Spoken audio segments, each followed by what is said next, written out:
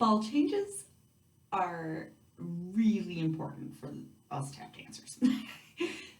So you're making two sounds now, and they can either be done ball ball or ball flat, and this is a weight transfer.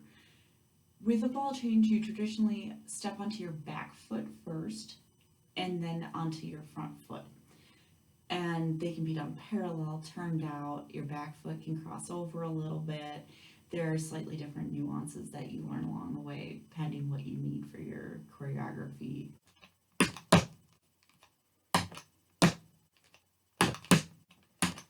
We will be combining your ball change and your triplets come tomorrow when we talk about our Lindies. I will see you then.